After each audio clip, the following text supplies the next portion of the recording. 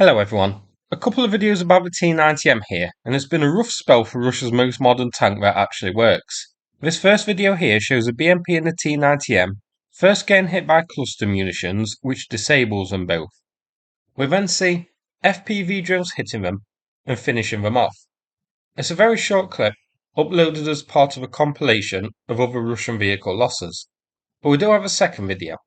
This one shows the same T-90M after it's been abandoned being finished off by an FPV drone.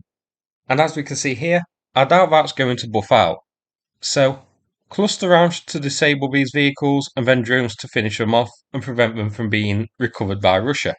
A good bit of action by Ukraine here, hitting the BMP and the T-90M. This was geolocated by a German observer on Twitter to be here. Surprisingly, both vehicles were heading east when hit. So, were these heading back to Russian lines, or is this one of the areas where Ukrainian positions lie to the east of Russian positions, like Robotyne? Well, zoomed out, you can see this is near settlements Zelenopilya and Kurdimivka. Let's check deep state. So you can see that this is right on the front line, and that these two vehicles are heading back to Russian-occupied territories. So these were hit whilst returning to their hiding spots, likely after carrying out a mission of some kind. Zoomed out, you can see this is on the eastern front.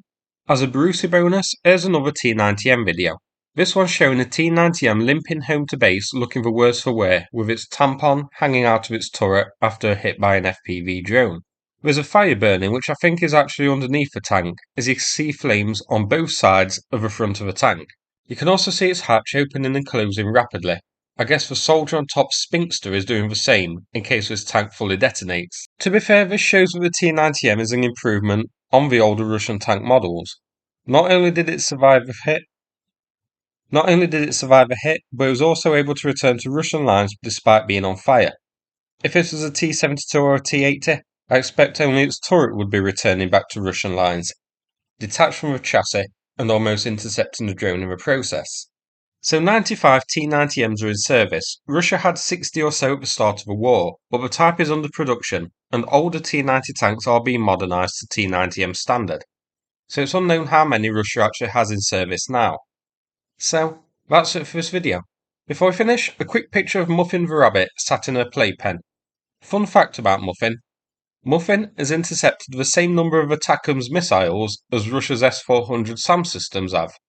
Thanks so much for watching, and take care everybody.